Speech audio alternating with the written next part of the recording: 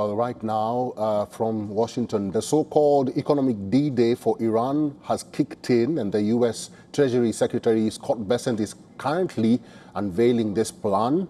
We'll just go live to it in a few moments from now. This is a major economic sanctions on Iran. Trump claims that Iran is completely collapsing, but Tehran has asserted that this tactic will fail and threatened to shut down all oil exports from West Asia. Without detailing specific measures, Bessent has signaled that the United States would also target nations that practice appeasement by engaging with Iran's economy and financial system. China, though, drew the red line, opposing imposition of fresh sanctions against Iran, which it argued would escalate tensions. It called on all parties to exercise restraint and return to talks.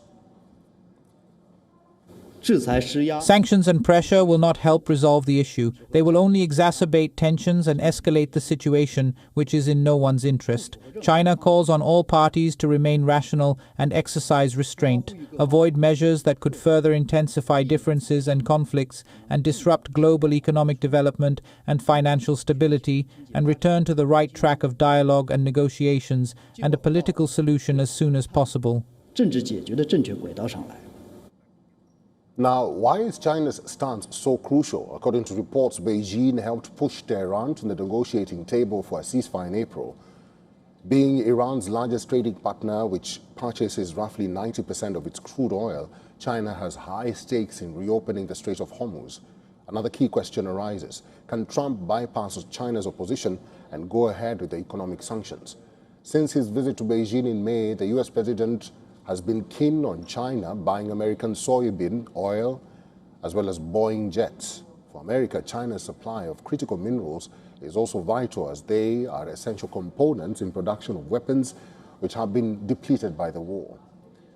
Going against Beijing at this juncture might put all this at risk. It is also worth noting that Xi is set to meet Trump at the White House in September. Ahead of America's announcement, mediation efforts continue. Pakistan Army Chief Asim Munir arrived in Tehran, where he met Iranian Interior Minister Eskandar Momeni.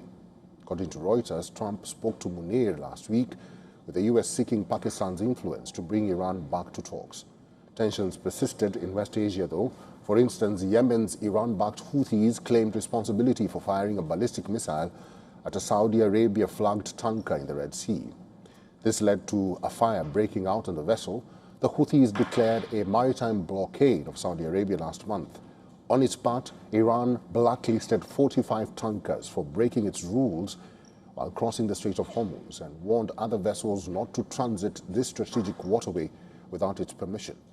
It stressed that these vessels could be fined and have their cargo confiscated as well. Additionally, it threatened other countries against joining new U.S. efforts to squeeze Tehran's economy.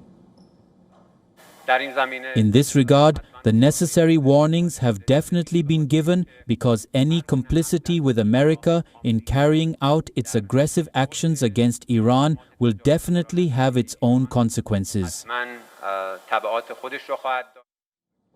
Meanwhile, Iran clarified that it was yet to receive a formal invitation to join the Mecca Defense Pact signed by Pakistan, Turkey and Saudi Arabia.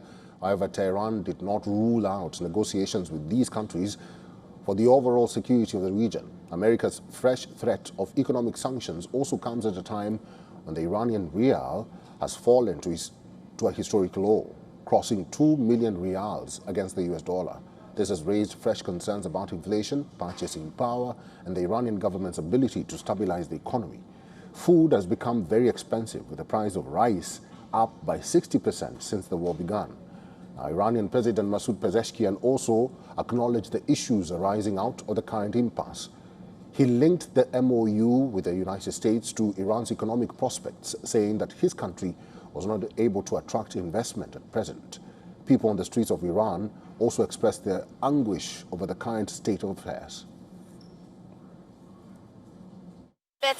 Naturally, the economic situation of the people has worsened compared to before, and the measures that the government has taken in this regard have had little effect to compensate for the inflation that the country is currently experiencing. With both US and Iran unwilling to budge from their positions, West Asia continues to remain on an edge.